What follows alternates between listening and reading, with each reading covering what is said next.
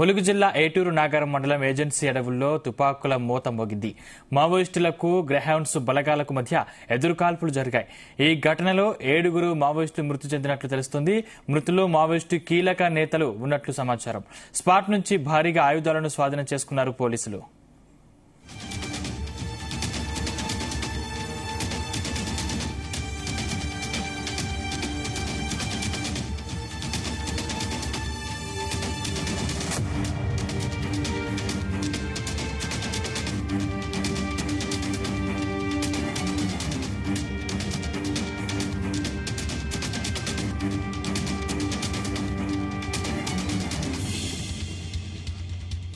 ములుగు జిల్లా ఏటూరు నాగారం మండలం ఏజెన్సీ అడవుల్లో తుపాకుల మోత మోగింది.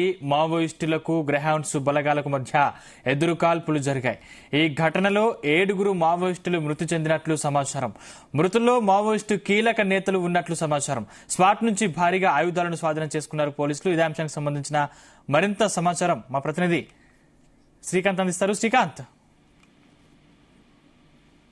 ములుగు జిల్లాలో భారీ ఎన్కౌంటర్ చోటు చేసుకొని చెప్పొచ్చు. ఏటూరు నాగారం మండలం పరిధిలో ఉన్నటువంటి చెల్పాక అటవీ ప్రాంతంలో ఈ రోజు తెల్లవారుజామున ఇటు గ్రేహౌండ్స్ బలగాలు, యాంటీ మావోయిస్టు సంబంధించిన బలగాలతో ఇటు మావోయిస్టు పార్టీకి సంబంధించినటువంటి వీరికి ఎదురు కాల్పులు చోటు చేసుకున్నాయి. ఇందులో ఇటు గ్రేహౌండ్స్ జరిపినటువంటి కాల్పుల్లో మావోయిస్టులు 7 కూడా మృతి చెందినట్లుగా సమాచారం అవుతుంది. దీన్ని మాత్రం పోలీసులు మాత్రం ఇప్పటివరకైతే ధృవీకరించలేదు. ఇందులో మావోయిస్ట్ పార్టీకి సంబంధించినటువంటి ముఖ్యమైనటువంటి దళ కమాండర్, ఇటు ఇల్లందు ఏరియా, అదేవిధంగా నర్సంపేట ఏరియా కమిటీ దళ కమాండర్ గా ఉన్నటువంటి బత్రు అలియాసు పాపన్నతో పాటు మరొక కీలక సభ్యుడైనటువంటి కోటి, ఇటు మహదేవ్పూర్ సంబంధించిన ఏరియా కమిటీ సభ్యుడిగా 2 కూడా మృతి చెందినట్లుగా మనకైతే సమాచారం ఉంది. ఇందులో ప్రధానంగా ఈ రోజు ఉదయం తెల్లవారుజామున ఈ ఎన్కౌంటర్ చోటు చేసుకుంది. దీనికి సంబంధించినటువంటి వివరాలు మాత్రం ఇంకా పోలీసులు మాత్రం ధృవీకరించడం లేదు. మరి కొద్దిసేపట్లో దీనికి సంబంధించిన వివరాలు వచ్చే అవకాశం అయితే ఉంది. ఏదైతే ఉందో గత వారం రోజుల క్రితమే ఇటు మావోయిస్టు పార్టీకి సంబంధించినటువంటి వారు నేపథ్యంతో ఇటు వాజేడు మండలం ఉన్నటువంటి పేలుబాక గ్రామానికి సంబంధించినటువంటి 2 ఆదివాసీ సంబంధించిన యువకులను కూడా హతమార్చారు. ఈ నేపథ్యంలో జరిగినటువంటి ఘటనకు సరిగ్గా వారం రోజుల తర్వాతకి ఇటు మావోయిస్టు పార్టీకి సంబంధించినటువంటి ఎన్కౌంటర్ మాత్రం చోటు చేసుకుని చెప్పి ఈ నేపథ్యంలో గత కొద్ది రోజుల నుంచి కూడా స్తబ్దతంగా ఉన్నటువంటి ములుగు జిల్లా ప్రాంతంలో మాత్రం ఒక్కసారిగా అలజడి రేగిందని చెప్పొచ్చు. ఇక్కడ తుపాకుల మోతలతో మాత్రం దద్దరిల్లిపోయిందని చెప్పొచ్చు. ఏదైతే ఉందో ఇటీవల కేంద్ర ప్రభుత్వం తీసుకొచ్చినటువంటి ఆపరేషన్ పహార్ తీసుకొచ్చింది, ఆపరేషన్ కగార్ తీసుకొచ్చింది. ఈ నేపథ్యంలో మావోయిస్ట్ పార్టీకి సంబంధించిన వారందరినీ కూడా ఏరువైతే లక్ష్యంగా మాత్రం చేసుకుని ఇటు ఎన్కౌంటర్లకైతే పాల్పడుతుంది. ఈ క్రమంలో ఇటు ఛత్తీస్గఢ్, మహారాష్ట్ర సంబంధించిన ఏరియా మొత్తం ఎన్కౌంటర్లు జరుగుతున్న క్రమంలో కూడా షెల్టర్ జోన్ గా తెలంగాణ ఎంచుకున్నారు. ఈ క్రమంలో ఇటు మావోయిస్ట్ పార్టీకి సంబంధించిన నేతల అడుగుదాడులు, అదేవిధంగా వారికి సంబంధించినటువంటి మావోయిస్టు సంచరిస్తున్నారన్న నేపథ్యంతో పోలీసులు హై అలర్ట్ క్రమంలో గత కొద్ది రోజుల నుంచి కూడా మావోయిస్టు పార్టీకి సంబంధించినటువంటి సానుభూతి పరులు, అదేవిధంగా లొంగిపోయినటువంటి వారు మిలిటెంట్ సంబంధించిన సభ్యులపై కూడా పోలీసులు అయితే నిఘా ఏర్పాటు చేశారు. ఈ క్రమంలో ఇటు మావోయిస్టు పార్టీ సంబంధించిన అలజడి సృష్టించేందుకు పెద్ద సంఖ్యలో తెలంగాణలోకి అడుగు పెడుతున్నారని చెప్పి సమాచారం అందింది. ఈ క్రమంలో మావోయిస్టుల కదలికలు ములుగు జిల్లాలో ఈ మధ్య పెరిగాయా? ఎస్, ఎందుకంటే కూడా ఇటు ఏదైతే ఉందో కూడా ఇటు ఛత్తీస్గఢ్, మహారాష్ట్ర సరిహద్దు ప్రాంతం అయినటువంటి తెలంగాణ సరిహద్దు ప్రాంతం కాబట్టి ఏటూరు నాగారం, మంగపేట ఈ సరిహద్దు ప్రాంతానికి సంబంధించిన మావోయిస్టులు అక్కడ ఉన్నటువంటి జరుగుతున్నటువంటి ఎన్కౌంటర్ జరుగుతున్నాయి కాబట్టి రక్షణ కోసం, అదేవిధంగా తెలంగాణలో కూడా షెల్టర్ జోన్ ఏర్పాటు చేసుకునేందుకు ఇటు మావోయిస్ట్ పార్టీకి సంబంధించినటువంటి నేతలు వస్తున్నారని చెప్పి వీరికైతే సమాచారం అందింది. ఇందులో భాగంగా గత 10-15 రోజుల నుంచి కూడా వీరిపై కూడా నిఘా ఏర్పాటు చేశారు. మరోవైపు ఇటు కేంద్ర ప్రభుత్వం ఆపరేషన్ కగార్ నిర్వహించడం, ఆపరేషన్ ఈ క్రమంలో ఇటు తెలంగాణలో అడుగు పెడుతుందని చెప్పి పోలీసులకు అయితే సమాచారం అందించింది. ఈ క్రమంలో ఇటు వీరికి సంబంధించినటువంటి సమాచారం మేరకు వారిని కూడా తెలంగాణలో అడుగు పెట్టనే అప్రమత్తంగా ఉండటం, అదేవిధంగా ప్రతిరోజు కూడా ఇటు ప్రధాన రహదారులపై కూడా తనిఖీలు నిర్వహించడం, ఏదైతే అనుమానిత వ్యక్తులు ఉన్నటువంటి క్రమంలో వారికి సమాచారం అందించాలి, వారిపై కూడా నిఘా ఉంచాలని చెప్పి ఆదివాసీ గూడాల్లో కూడా పోలీసులు పర్యటించడం, అలాంటి అనుమానిత వ్యక్తులు మాత్రం అదుపులోకి తీసుకోవడం, వారిని పూర్తి స్థాయిలో విచారణ చేసిన తర్వాతకే వారిని విడిచిపెట్టేవారు. ఈ క్రమంలో కూడా మావోయిస్ట్ పార్టీ సంబంధించిన నేతలు వస్తే కీలకమైనటువంటి నేతలు వస్తున్నారని చెప్పి భావించినటువంటి పోలీసులు మాత్రం గ్రే హౌండ్స్ బలగాలు మాత్రం ఇటు అడవుల్లో సంచరిస్తున్నది. ఈ క్రమంలో ఈ రోజు మాత్రం మావోయిస్ట్ పార్టీ సంబంధించిన దళం అదేవిధంగా ఇటు గ్రే హౌండ్స్ దళాలు కూడా భద్రతా దళాలు తారాసపడటం ఎదురు పడటంతో కూడా ఒకరిపై ఒకరైతే కాల్పులు జరుపుకున్న నేపథ్యంలో ఇటు మావోయిస్ట్ పార్టీకి సంబంధించినటువంటి కీలకమైనటువంటి నేతలతో పాటు మరొక 7 మావోయిస్టులు మృతి చెందినట్లుగా తెలుస్తుంది. దీనికి సంబంధించినటువంటి భారీగా ఏదైతే ఉందో కూడా ఆయుధాలు కూడా స్వాధీనం చేసుకున్నట్లుగా తెలుస్తుంది. ఇందులో AK-40 సంబంధించినటువంటి రైఫిల్స్ కూడా 2 దొరకడంతో కూడా ఈ నేపథ్యంలో ఇటు మావోయిస్ట్ పార్టీకి సంబంధించిన కీలక నేతలు ఉంటే మాత్రమే AK-47 రైఫిల్స్ అయితే యూజ్ చేస్తారు. కాబట్టి 2 రైఫిల్స్ దొరికాయి. కాబట్టి ఇక్కడ ఉన్నటువంటి ఒకరు ఇటు ఇల్లందు అదేవిధంగా నర్సంపేటకు సంబంధించిన ఏరియా కమిటీ దళ కమాండర్ గా ఉన్నటువంటి భద్రు అలియాస్ పాపన్నతో పాటు మరొక మహదేవ్పూర్ సంబంధించిన ఏరియా కమిటీ దళ కమాండర్ కోటి ఇద్దరిని కూడా మృతి చెందినట్లుగా వీరైతే భావిస్తున్నారు.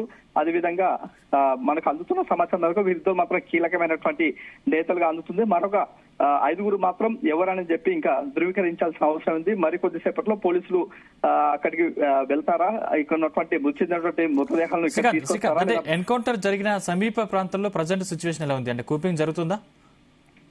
ప్రజెంట్ మాత్రం ఈ రోజు తెల్లవారుజామున 2 నుంచి ప్రాంతంలో మాత్రం ఎన్కౌంటర్ జరిగినట్లుగా సమాచారం అవుతుంది. ఈ క్రమంలో ఒకేసారిగా ఇటు కాల్పులకు పాల్పడడం, అది ఇటు మావోయిస్ట్ పార్టీకి సంబంధించిన నేతలు ఉన్నటువంటి వారు మాత్రం మేల్కొనే లోపే ఇటు గ్రే హౌండ్ సంబంధించిన వారి కాల్పులు జరగడంతో కూడా ఒక్కసారిగా అడవిలో అలజడి నెలకొంది. ఈ క్రమంలో చుట్టుపక్కల ఉన్నటువంటి ఆదివాసీ గూడాలు మాత్రం ఒక్కసారిగా ఉలిక్కిపడ్డాయి.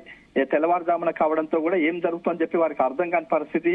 ఈ క్రమంలో ఒకేసారి కాల్పులు జరగడంతో ఇటు మావోయిస్ట్ పార్టీకి సంబంధించిన నేతలు ఎక్కువ సంఖ్యలో కూడా వారు చనిపోయినట్లుగా తెలుస్తుంది. ప్రజెంట్ మాత్రం అక్కడ ఉన్నటువంటి పోలీసు గ్రే హౌండ్స్ బలగాల ఆధీనంలోనే అటవీ ప్రాంతం ఉండిపోయింది. అక్కడ ఉన్నటువంటి ఎవరిని కూడా అనుమతించడం లేదు. మరి కొద్దిసేపట్లో జిల్లా SP గాని అదేవిధంగా ఉన్నతాధికారులు మాత్రం అక్కడికి వెళ్లే అవకాశం ఉంటుంది. కాబట్టి అప్పుడు కూడా మీడియాను అనుమతించే అవకాశాలు కనిపిస్తుంది. మరి కొద్దిసేపట్లో ఇటు వారికి సంబంధించిన మృతదేహాలు మాత్రం ఇటు ములుగుకు తీసుకొస్తారా లేదా భద్రాచలం తరలిస్తారని చెప్పి వేచి చూడాల్సిన అవసరం అయితే ఉందని చెప్పవచ్చు. అంటే గత కొంతకాలంగా వరుస ఎన్కౌంటర్లలో పెద్ద సంఖ్యలో క్యాడర్ని కోల్పోతుంది మావోయిస్టు. దీనికి సంబంధించి పోలీసులు ఏం చెప్తున్నారు? ఏదైతే ఉందో ఇటు మావోయిస్టు పార్టీకి సంబంధించిన నేతల ఉన్నటువంటి దళానికి మాత్రం తీవ్ర దెబ్బే ఎదురవుతుందని చెప్పొచ్చు. ఎందుకంటే ఇటీవల జరుగుతుంటే ఎన్నికౌంటర్లు మాత్రం తరచూ చూస్తూ ఉంటాం. అది కూడా ఏదైతే 10ల సంఖ్యలో కూడా మావోయిస్ట్ పార్టీ సంబంధించిన నేతలు మృత్యువాత పడుతూ వస్తున్నారు. అదేవిధంగా వారికి కీలకమైనటువంటి ఛత్తీస్గఢ్ అదేవిధంగా మహారాష్ట్ర సంబంధించిన గడ్చిరోలి ఈ సుకుమా జిల్లాలు మాత్రం వీటికి ప్రధానంగా షెల్టర్ జోన్స్ ఉంటాయి. కానీ అక్కడ ఉన్నటువంటి ఆ అడవి ప్రాంతంలో ఉన్నటువంటి దట్టమైనటువంటి అడవిలో కూడా పోలీసులు కూడా చొచ్చుకెళ్తున్నారు. అక్కడ ఉన్నటువంటి షెల్టర్ జోన్ ఉన్నటువంటి ప్రాంతాల్లో కూడా పోలీసులు ధారాళంగా వెళ్తుండడం, అదేవిధంగా భద్రతా దళాలు కూడా అక్కడ నిఘా పెట్టడం, అదేవిధంగా అక్కడ ఉన్నటువంటి క్యాంప్స్ కూడా ఏర్పాటు చేసి అక్కడ మావోయిస్టులు మాత్రం ఎలాంటి దుశ్చర్య పాల్పడకుండా అదేవిధంగా ఇతర సంబంధించిన దాడులకు పాల్పడకుండా ఉండేందుకు ముందస్తుగానే పోలీసులు భారీ నిఘా ఏర్పాటు చేసి అక్కడ ఉన్నటువంటి ఎవరిని కూడా బయటకు రాని పరిస్థితి కనిపిస్తుంది. ఒకవేళ మావోయిస్టులు బయటకు వచ్చినటువంటి క్రమం అదేవిధంగా బయటకు వెళ్తున్నారని చెప్పి సమాచారం నేపథ్యంలో భద్రత సంబంధించినటువంటి గ్రే హౌండ్స్ దళాలు అక్కడికి వెళ్ళడం, అక్కడ ఉన్నటువంటి మావోయిస్ట్ పార్టీ సంబంధించిన అక్కడ ఉండే నేతలను కూడా మట్టు పెట్టడం జరుగుతుంది. గత నెల రోజు నుంచి కూడా మనం చూస్తూ ఉన్నాం. గత 2 రోజులకు ఒక ఎన్కౌంటర్ అయితే మనం తరచూ చూస్తున్నాం. ఈ క్రమంలో కూడా వేల సంఖ్యలో కూడా ఉన్నటువంటి మావోయిస్టులు మాత్రం కొంతమంది లొంగిపోతున్నారు, మరి కొంతమంది సానుభూతి పరులుగా బయటకు వస్తున్నారు. కానీ కొంతమంది మావోయిస్టులు పార్టీకి సంబంధించిన నేతలు మాత్రం అక్కడ ఉన్నటువంటి అడవిలో ఉండిపోతున్నారు. వారందరూ కూడా మేము సహకరిస్తాం, వారికి సంబంధించిన ఉపాధి కల్పన కోసం మేము కృషి చేస్తాం, వారు ఏదో తుపాకులు వీడి మాత్రం జనజీవన సమస్యలో కలవాలని చెప్పి ఓవైపు పోలీసులు చెప్తున్నా కూడా మరికొంతమంది పోలీసులు చెప్తున్నటువంటి క్రమంలో మావోయిస్టులు మాత్రం వచ్చినా కూడా మరికొంతమంది మావోయిస్టులు మాత్రం అక్కడే ఉండిపోతున్నారు. ఈ క్రమంలో కూడా ఏదైతే ఉందో కేంద్ర ప్రభుత్వం ఒకటే లక్ష్యంగా పెట్టుకుంది. ఇక్కడ మావోయిస్ట్ పార్టీకి సంబంధించిన నేతలు ఎవరు ఉండకూడదు, మావోయిస్టు ఏరువైతే లక్ష్యంగా ఆపరేషన్ కగారు అది ఆపరేషన్ పహార్దు కూడా పెట్టడం, దానికి సంబంధించిన ప్రత్యేకమైనటువంటి బృందాలు ఏర్పాటు చేయడం, దానికి సంబంధించిన గ్రే హౌండ్స్ బలగాలు అదేవిధంగా యాంటీ మావోయిస్టు సంబంధించిన దళాలు కూడా ఏదైతే కూడా యాంటీ మావోయిస్టు సంబంధించినటువంటి పోలీసు బలగాలను కూడా మోహరించడం, వారికి ప్రత్యేకమైన ఒక షెల్టర్ జోన్, అదేవిధంగా క్యాంపులను కూడా ఏర్పాటు చేసిన సిచ్యువేషన్ కనిపిస్తుంది. కాబట్టి ఇక్కడ ఒకటి ప్రధానంగా ఇటు ఛత్తీస్గఢ్ రాష్ట్రం, అదేవిధంగా మహారాష్ట్రకు సంబంధించినటువంటి ప్రాంతాల్లో ఎక్కువ కూడా మోహరించి ఉన్నారు. ఈ క్రమంలో వారికి షెల్టర్ జోన్ గా ఎంచుకునేందుకు తెలంగాణకు వస్తారని చెప్పి సమాచారం. ఈ క్రమంలో ఇక్కడ ఉన్నటువంటి మావోయిస్టులు లోపలికి వచ్చినటువంటి క్రమంలో కూడా వీరిని కూడా హతమార్చిన పరిస్థితి కనిపిస్తుంది. ప్రస్తుతానికి మాత్రం అక్కడ ఉన్నటువంటి 7 మావోయిస్టులు మృతి చెందినట్లు తెలుస్తుంది. మొత్తం ఎంతమంది మావోయిస్టులు లోపలికి వచ్చారు, ఎంతమంది చనిపోయారు, అదేవిధంగా ఎవరెవరు అని చెప్పి దాంట్లో కూడా పూర్తి వివరాలు మరికొద్దిసేపట్లో వచ్చే అవకాశం కనిపిస్తుందని చెప్పవచ్చు.